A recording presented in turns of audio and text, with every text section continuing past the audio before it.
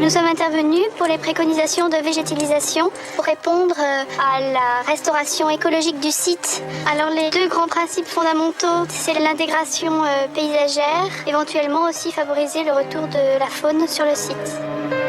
Avant, après, et voilà le travail. Partout en France, de beaux espaces naturels, des bases de loisirs, des habitations dissimulent des millions de tonnes de matière radioactive.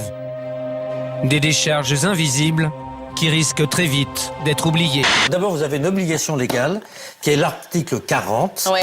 Vous devez me prévenir, c'est une obligation, enfin, toute personne détentrice de l'autorité. Vous aurez dû aller immédiatement chez le maire, chez le procureur de la République, chez le ministre, dire, attendez, là, il y a un truc qui va pas du tout dans ce pays.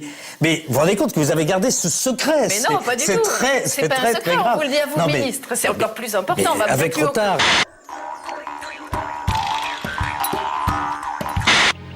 En Bourgogne, en Rhône-Alpes ou dans le Limousin, dans la moitié de nos régions, près de 300 millions de tonnes de matière radioactive sont dispersées dans les campagnes ou les villes françaises.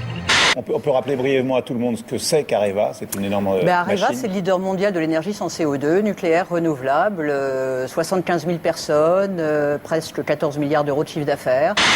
Si on regarde par exemple la quantité de krypton qui a été rejetée par l'ensemble de tous les essais d'armes nucléaires, les 500 essais atmosphériques d'armes nucléaires, c'est de cet ordre de grandeur. On voit que l'usine de La Hague, en une seule année, par exemple en 99, a rejeté dans l'atmosphère plus de krypton 85 que toutes les explosions atomiques qui ont été faites pendant des décennies par l'homme. Et comme la période de ce gaz est de 10 ans, il s'accumule progressivement dans l'atmosphère. On le voit par exemple sur ce graphique. Depuis les années 60 jusqu'à aujourd'hui, les années 90 et 2000, la concentration en krypton radioactif dans l'atmosphère de l'hémisphère nord ne cesse d'augmenter.